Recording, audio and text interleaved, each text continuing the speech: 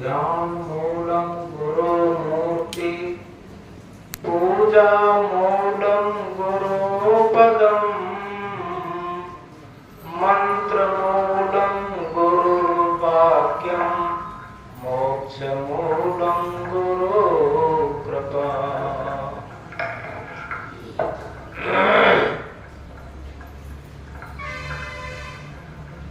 येषां न विद्या न तपो न दानं ज्ञानं न शीलं न गुणो न धर्मा ते मृत्युलोके भुवि भारभूता मनुष्यरूपाणि मृगाश्चरन्ति।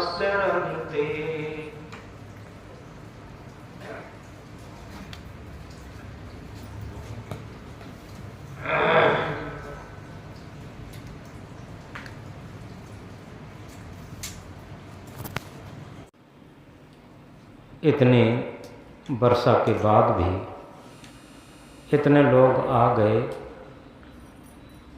ये साहस की बात है, लगन की बात है।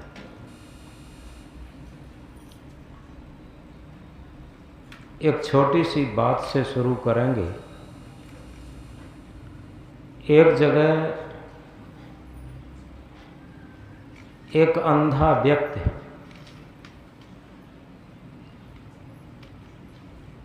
निमंत्रित था, तो शाम को निमंत्रण में वो अंधा व्यक्ति गया था। परिचित जगह थी।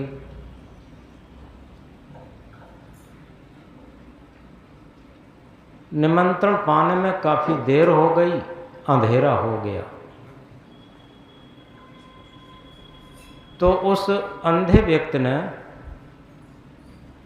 जिसके यहाँ निमंत्रण पाने गया था उससे कहा कि भैया अब हम निमंत्रण पा चुके हैं और हम अपने घर जा रहे।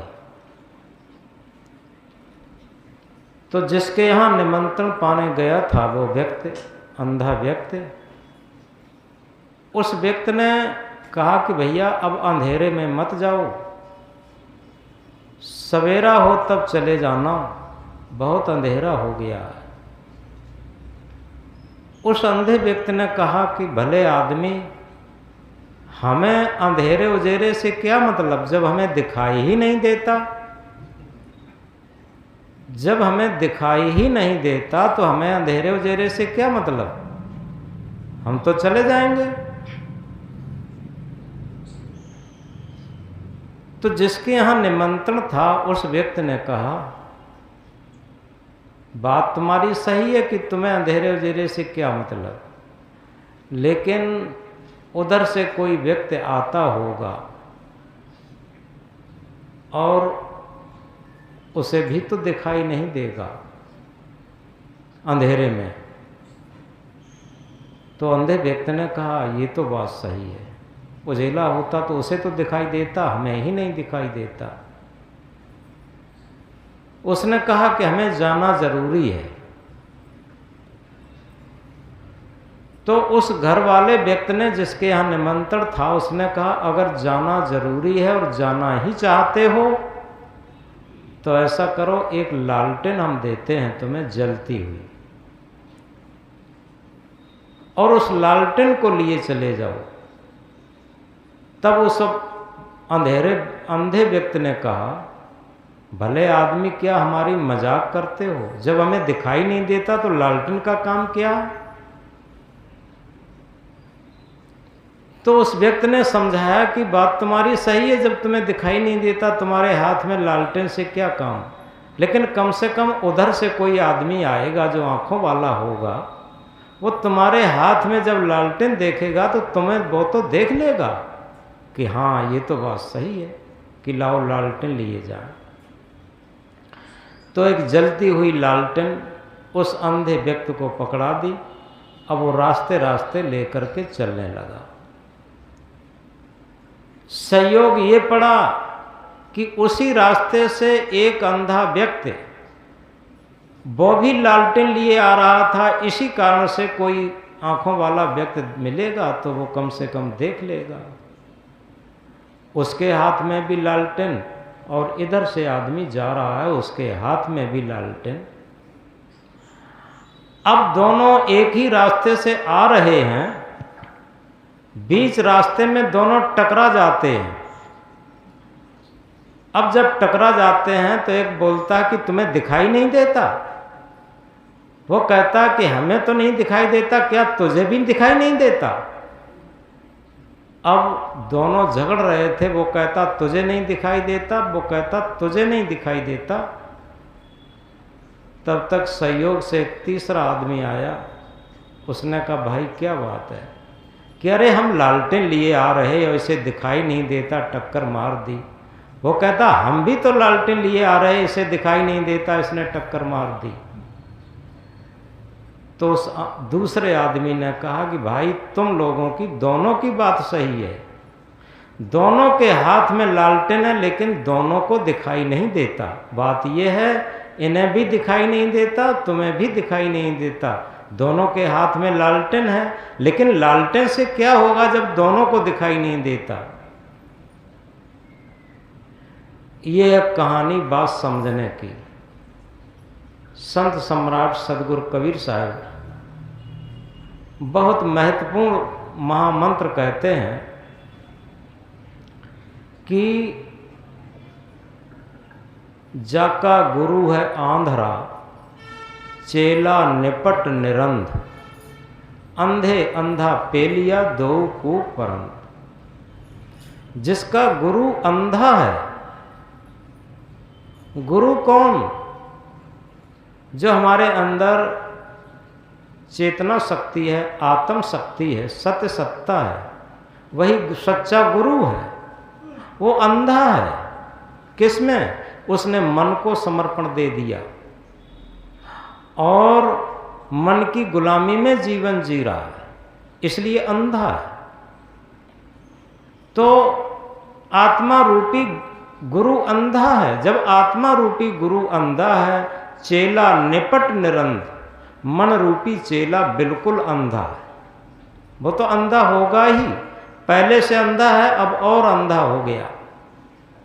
तो चेला निपट निरंध, और आगे क्या बताते हैं? अंधे अंधा पेलिया दो कूप परंत। जीवन भर आत्मा मन को दोष देती रहे, आत्मा रूपी गुरु मन रूपी चेला को दोष देता रहता और मन रूपी चेला आत्मा रूपी गुरु को दोष देता रहता। दोनों एक दूसरे को कोसते रहते, दूसरे को ठेलते रहते और दोनों कूप में गिरते हैं। कूप क्या है? गर्भवास रूपी कुआं। अंत में गर्भवास रूपी कुआं में दोनों गिरते हैं। तो यथार्थ में ये बात बहुत समझने की है कि स्वाभाविक मन हमेशा सांसारिक होता है, काम में अंधा, क्रोध में अंधा, लोभ में अंधा, मोह में अंधा, अहंकार में अंधा। लेकिन जो आत्मा रूपी गुरु है, उसके अंदर अगर सेल्फ नॉलेज है, विवेक ज्ञान है, आत्म ज्ञान है, तो निश्चित है इस आत्म ज्ञान का प्रभाव मन रूपी शिष्य पर भी पड़ेगा। जिसकी आदतें नहीं सुधरती, एक बात बहुत गहराई से समझें। एक पुरानी कहावत कही जाती है कि पुण्य की जड़ पाताल हरि। हम जो भी परमार्थ करते हैं, भजन करते हैं, धर्म करते हैं, भक्ति करते हैं, उसकी बहुत गहरी जड़ होती और उससे भी गहरी जड़ पाप की होती, कुसंस्कार की होती। समझना ये है जैसे किसी फसल की हम निराई करते हैं, खेत में देखा होगा मोथा होती है, उसकी जड़ जब तक न निकल जाए, ऊपर से मोथा को कितना ही काटा जाए, वो दूसरे दिन हरा भरा निकल आता, किल्ली निकल आती। लेकिन जब निराई करने वाला किसान उस मोथा की जड़ के नीचे खुरपी ले जाता और मोथा की जड़ को ही निकाल के रख देता, अब ये किल्ली नहीं निकलेगी। इसी तरीके से हमारी आदतों की, हमारे कुसंस्कारों की जड़ें बहुत गहरी हैं और हम एक किसान की तरीके से और विवेक की खुरपी लेकर के इतनी गहरी लगाएं, इतनी गहरी लगाएं कि हमारे कुसंस्कारों की, खराब आदतों की जड़ मोथा की तरीके से उखड़ जाए। जब ये आदतें उखड़ जाएंगी तो हमारा भजन शुरू हो जाएगा। बड़ी सरल भाषा में कहा, आदत बुरी सुधार ले बस हो गया भजन, मन को जरा मार ले बस हो गया भजन। संत सद्गुरु का सानिध्य इसीलिए होता है, हरदम हमारे मन को मारने की जगह है। एक ही बात माने, एक ऐसी प्रयोगशाला है जिसमें हमारा मन मरता, लेकिन हम संत गुरु की बात न माने। एक भजन में कहा है, संत गुरु की बात न माने पापक मेह बरसता है, चारों दिश में कीचड़ पानी जो आया सोई फंसता है। जब संत गुरु की बात मानने की क्षमता नहीं होती, वो तब नहीं होती जब हमारा अहंकार बहुत ऊंचा होता, और जब अहंकार ऊंचा होता तो संत गुरु की बात नहीं मानते, और जब संत गुरु की बात नहीं मानते तो आदतों में सुधार नहीं होता, हमारे कुसंस्कारों में सुधार नहीं होता। तो इन चीजों को समझने के लिए हम उन महापुरुषों के जीवन को समझें जो जितने भी महापुरुष हुए हैं, जितने भी भक्त हुए हैं, जितने भी देशभक्त हुए हैं, उनके जीवन को देखें कि सारी कठिनाइयां सहन करनी पड़ी, सारी यातनाएं सहन करनी पड़ी, लेकिन उनका लक्ष्य इतना अटूट था, कभी भी अपने लक्ष्य से हटे नहीं। चाहे कितने भी प्रतिकूलताएं आई हों, चाहे कितने भी कष्ट सहन करना पड़े हों, लेकिन अपने पथ से विचलित नहीं हुए। यथार्थ में सच्चे ज्ञानी हम तब हो सकते, सच्चे ज्ञानी तब नहीं है जब हमने शास्त्रों की बात रट ली, क्योंकि वो सब उधारी का सौदा है। सच्चे ज्ञानी तब हैं जब उन महापुरुषों की तरीके से जिन्हें हम आदर्श मानते हैं। कबीर साहब को यदि हम आदर्श मानते हैं तो कबीर साहब को जीवन को देखिए, कितने कष्ट उठाने पड़े। सारे कष्ट उठाने के बाद भी वो अपने सत्य पथ से विचलित नहीं हुए, धर्म पथ से विचलित नहीं हुए। गांधी जी की देखिए, गांधी जी के सर पर अंग्रेजों ने टट्टी की डलिया रखी और ऊपर से पानी छोड़ा। डलिया में से टट्टी का पानी निकल निकल करके पूरे कपड़े, पूरे शरीर में बह रहा था। अंग्रेज अधिकारी ने पूछा, कहिए स्वतंत्रता के पुतले बापू, कैसा लग रहा? तो बापूजी ने क्या कहा था कि हमें ऐसा लग रहा है कि मेरी नस नस में स्वतंत्रता की लहर दौड़ रही। इतनी सारी कठिनाइयां आने के बाद जेल में ठूसे गए और मार भी सहन करनी पड़ी, भूखे भी रहना पड़ा, बहुत कठिनाइयां उठानी पड़ी, लेकिन सारी कठिनाइयां उनके लक्ष्य की सीढ़ी बन गई। किसी भी महापुरुष को देख लीजिए, इसीलिए सद्गुरु और संत का सानिध्य साधक और भक्त को इसीलिए दिया जाता है कि हम छोटी छोटी बातों में उद्वेगित न हो और नकारात्मक विचारों से ओतप्रोत न हो। बड़ी अच्छी बात रहती है कि मन को मारने का ये बहुत पुराना हमारा साधन है। जब हमारी गुरुकुली शिक्षा पद्धति थी, जब हमारे भारतवर्ष में ऋषि मुनि गुरुकुल बना करके रहते थे, और चाहे राजा का बेटा हो चाहे मजदूर का बेटा हो, देखो कृष्ण सुदामा की कितनी बात प्रसिद्ध है। सुदामा एक गरीब मजदूर का बेटा था और कृष्ण एक राजा के बेटा थे। दोनों एक ही गुरुकुल में पढ़े थे और ऐसा नहीं था, कृष्ण को भी लकड़ियां तोड़नी पड़ती थी, गायों का गोबर, गायों की सानी पानी, गायों को चराना, ये कृष्ण को भी काम करना पड़ता था। लेकिन कभी भी मन में निगेटिव विचार नहीं आते थे। तो इस प्रकार एक बात को गहराई से समझा जाए, चाहे हम किसी को भी आदर्श मानते हैं, मीरा के जीवन को देखिए, परिवार वालों ने कितने कष्ट दिए, जहर तक दिया, लेकिन मीरा अपनी भक्ति में इतनी दीवानी थी, सदगुरु के शब्द में इतनी दीवानी थी, मीरा मगन भई गलियां गलियां गुरु गुण गाने लगी। अगर गुरु के जो सद्गुणों का, गुरु के भजन का, गुरु की भक्ति का, गुरु के प्रति श्रद्धा की मस्ती अगर उसके मन पे ना चढ़ी होती तो छोटी छोटी प्रतिकूलताओं में लोग बह जाते, लोग अपने मार्ग से हट जाते। तो इसलिए इस बात को बड़ी गहराई से समझें कि जो वृक्ष, जिस वृक्ष की जितनी जड़ें गहरे में जाती हैं, वो वृक्ष उतना ही ऊंचाई पर जाता। आपने देखा होगा ये यूकेलिप्टस वगैरह, इनकी जड़ें बहुत गहरी जाती और ये बहुत ऊंचे चले जाते। जितनी जड़ें गहरी जाएंगी उतना ही वृक्ष ऊंचा जाएगा।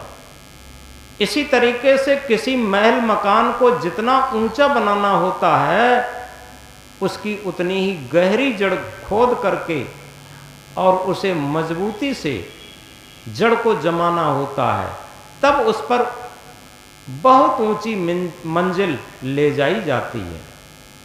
इसी प्रकार हमारी साधना की मंजिल, हमारी भक्ति की मंजिल, हमारी ध्यान की मंजिल और हमारी भक्ति की मंजिल, हमारी भक्ति में शक्ति तभी आती है कि सारी प्रतिकूलताओं को सहन करते हुए हम अपने लक्ष्य से न हटें, अडिग रहें और संत सदगुरु के प्रति श्रद्धा न घटे। इस बात को और गहराई से समझें। श्रद्धा लभते ज्ञानम, श्रद्धा से ज्ञान जागृत होता। जहां श्रद्धा की जगह अश्रद्धा जागृत हो जाती, वहां पर समझो ज्ञान जागृत नहीं होगा। हम पोथियों का तो ज्ञान रट लेते हैं, लेकिन अंदर से विवेक ज्ञान जागृत नहीं होगा, विवेक ज्ञान प्रस्फुटित नहीं होगा। तो इसलिए हमें इन चीजों को समझते हुए, आज तक किसी ने भी सफलताएं प्राप्त की हैं, चाहे भौतिक उन्नति की हो, चाहे आध्यात्मिक उन्नति की हो, जो बहुत अधिक अटूटता के साथ लगनशील हो और अटूटता के साथ श्रमशील हो। और इसीलिए कहा, श्रम तो करता नहीं फल की करता चाह, श्रम तो करता नहीं फल की करता चाह, क्या मंजिल मिल जाएगी बिना चले ही रहा। हम किसी भी क्षेत्र में हो, जिस क्षेत्र में हो, कठिन मेहनत करें, और जब कठिन मेहनत करेंगे तो सफलता निश्चित मिलेगी। और जहां भी सफलताएं देखी गई वो कठिन मेहनत के ही फल हैं। इसी तरीके से भक्ति क्षेत्र में, साधना क्षेत्र में, आध्यात्म क्षेत्र में हम मेहनत नहीं करना चाहते, श्रम नहीं करना चाहते, सहन नहीं करना चाहते, हमारे अंदर विवेक कैसे जगेगा। यथार्थ में जब तक हमारे अंदर विवेक नहीं जगता, तब तक हमारे कुसंस्कार नहीं खत्म होते, हमारी आदतें नहीं जाती, आदतों में परिवर्तन नहीं होता। जो पुरानी आदतें हैं वही जीवन भर चलती रहती। हमारी आदतों को सुधारने के लिए, आदतों की जड़ों को खोदने के लिए विवेक जगना चाहिए। विवेक की खुरपी, विवेक की कुदाली एक ऐसी कुदाली है जो अंदर से अविवेक, अज्ञान और कुसंस्कारों की जड़ों को खोद के रख देती। जब विवेक जगता है, आप देखें अंगुलीमाल डाकू जो कितना बड़ा हत्यारा था, और उसके अंदर जब अहंकार गला, कब? जब बुद्ध के सामने आया और उसने नंगी तलवार लेकर के बुद्ध को धमकाना शुरू किया। और ये कहा, ए जाने वाले पथिक रुक जा। बुद्ध ने निर्भीकता से कहा कि मैं तो रुक गया, लेकिन तू इन पाप कर्मों से कब रुकेगा। अब इस बात को सुन करके उसके अंदर एक क्रांति आई, एक परिवर्तन आया, एक अहंकार को ठेस लगी। क्योंकि आज तक जितने भी लोग मिले थे वो गिड़गिड़ाते थे, लेकिन बुद्ध गिड़गिड़ाए नहीं। वो बड़ी शालीनता में और बड़े विवेक के साथ, बड़े आत्मबल के साथ अपनी बात कहे कि मैं तो रुक गया, लेकिन तू अपने पाप कर्मों से कब रुकेगा।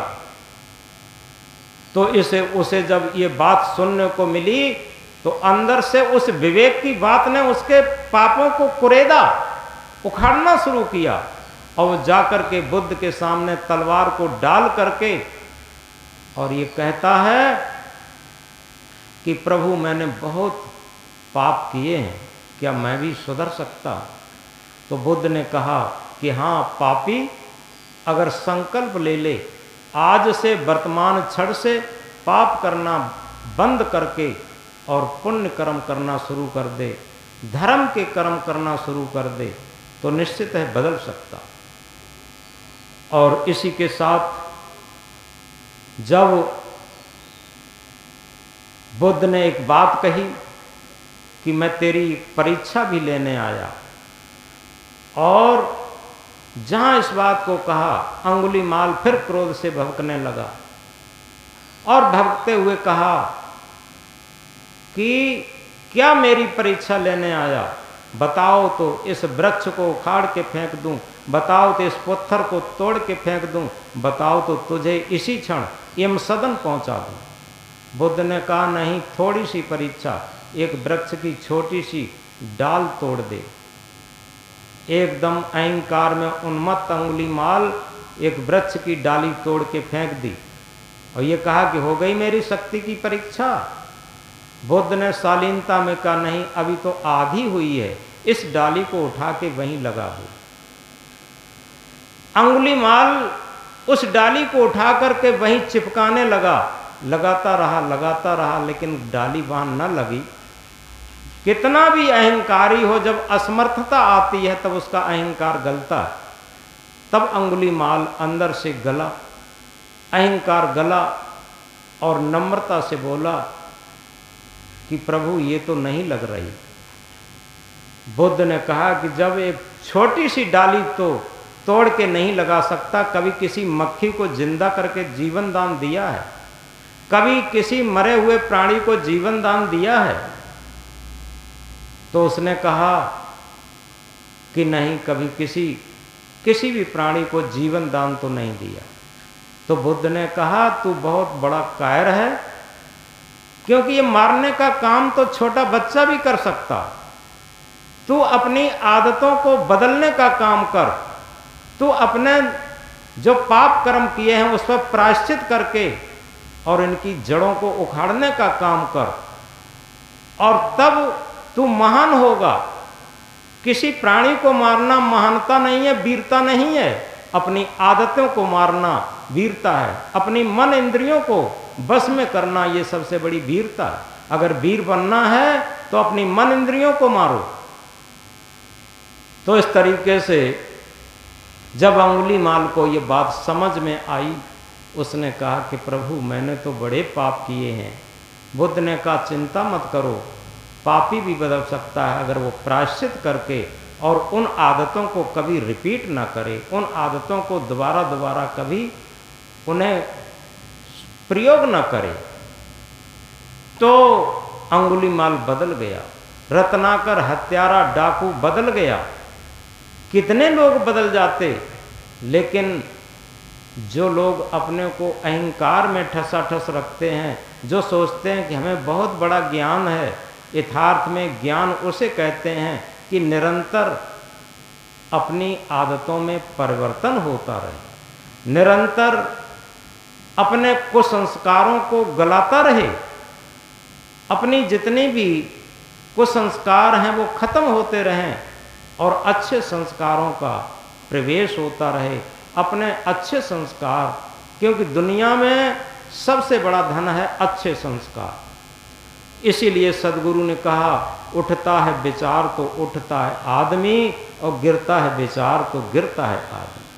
हमारे विचार जितने भी महान होंगे उतने ही कर्तव्य महान होंगे, और जितने कर्तव्य महान होंगे उतने ही संस्कार महान होंगे। इस दुनिया में सबसे कीमती चीज है हमारे अच्छे संस्कार।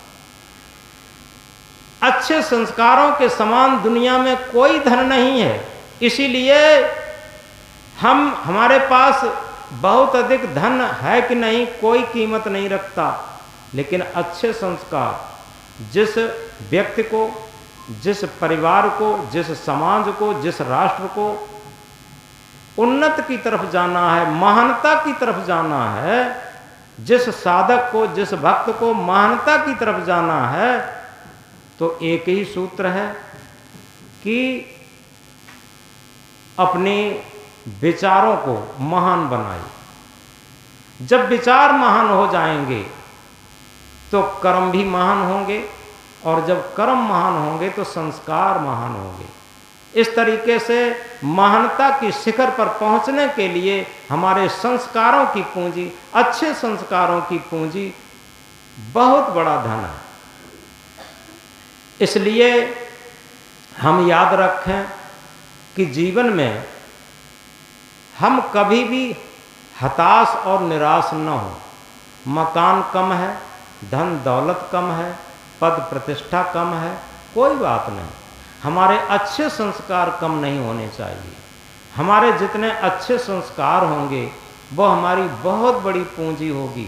जहाँ पर हमारा धन काम न कर सके, परिवार काम न कर सके, जहाँ पर रिश्तेदार मित्र बांधव काम न कर सके, हमारी कोई भी योग्यता काम न कर सके, वहाँ पर हमारे अच्छे संस्कार काम करेंगे। इसलिए एक बात बहुत महत्वपूर्ण है, चाहे लाख करो चतुराई, कर्म की रेख मिटे ना भाई। हम किसी अंधेरे में न रहें, किसी अहंकार में न रहें। अगर हम कुसंस्कारों को बटोरे हैं, अहंकार को बटोरे हैं, आदतों के गुलामी हैं, मन इंद्रियों के गुलामी हैं, तो निश्चित है हमें हमारे संस्कारों के परिणाम को भोगना पड़ेगा। इसलिए एक बात हृदय पर लिख लें, चतुराई चौपट करे, चतुराई चौपट करे, अहंकारी गोता खाए, सीधा साधा सरल जीवन ता आत्म पद दर्शाए। सारे शास्त्रों का शास्त्र, सारे ज्ञानों का ज्ञान, जितना हम बनावट मिलावट दिखावट से दूर रह करके और एक सहज जीवन, सरल जीवन होगा। सरल जीवन में क्या होता है, हमें लगता है कि कबीर हम सबसे बुरे, हम ते भल सब कोय, जिन ऐसा कर जानिया मीत हमारा सो। ये सरल जीवन का संकेत है कि हम हमेशा अपनी बुराइयों को देखते रहें, दूसरे की बुराइयों को निगलेक्ट करते रहें। कोई मतलब नहीं, वो तो वैसा ही हुआ तू मत हो अयान, वो निर्गुणिया तू गुणवंता मत एक में शान। वो तो वैसा ही हुआ, अरे कोई अज्ञान है, दुर्गुणी है, बना रहे, क्या लेना देना। हमारे अंदर अज्ञान नहीं रहना चाहिए, हमारे अंदर दुर्गुण नहीं रहना चाहिए, हमारे अंदर कुसंस्कार नहीं रहना चाहिए। ये सबसे ऊंची चीज़ है। तो याद रखें, वो तो वैसा ही हुआ तू मत हो अयान, वह निर्गुणिया तू गुणवंता मत एक में शान। अगर कोई निर्गुणी आदमी है, रात दिन उसकी क्या मतलब। और हम गुणवान हैं, तो हम गुणवान तभी हैं जबकि उसकी आदतों को छोड़ करके हम अपने सहज आत्मा के तल पर जीवन जीते हैं, तो निश्चित है गुणवान है। अगर वो एक गाली देता है तो हम 2 गाली देते हैं, तो ये गुणवान कहाँ हुए, हम संस्कारवान कहाँ हुए, हम विवेकवान कहाँ हुए। इसलिए वो तो वैसा ही हुआ, वो जैसा है वैसा रहने दो, क्या मतलब। हम अपने को गढ़ें, अपने को छीलें, अपने को सुधारें और अपने को विवेकवान, अपने को संस्कार बनाएं। ये जीवन की महानता है और अपनी आदतों में सुधार करें। तो इसलिए बहुत अधिक न कहकर हमने एक महामंत्र कहा था कबीर साहब का, जिसका गुरु है आंधरा चेला निपट निरंध, अंधे अंधा पेलिया दो को परंध। जिसका गुरु अंधा है उसका चेला भी अंधा है। गुरु कहते हैं आत्मा रूपी गुरु, चेला कहते हैं मन रूपी चेला, क्योंकि आत्मा मन को समर्पण दे देता है कि जैसा करता है उसी में शामिल रहता है, और सशक्त वो होगा, आत्मबली वो होगा, विवेकी वो होगा। कौन? जो मन को समर्पण न दे करके और मन को अपने आत्मा के अनुरूप चलाए। और इसीलिए कबीर साहब एक महामंत्र देते हैं, क्या कहते?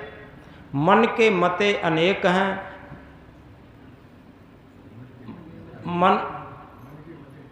मन के मते न चालिए, मन के मते अनेक, जो मन पर असवार है सो साधु कोई एक। मन के मते न चालिए, यानी ये समझ लो एक ही सूत्र है बहुत महत्वपूर्ण, मन के मते न चालिए। जो मन कहता है उस मार्ग पर न जाएं, आत्मा से निर्णय कर लें। अगर आत्मा से जो निर्णय कर लेगा तो मन की कुसंस्कारों की जो जड़ें हैं वो सब हिल जाएंगी।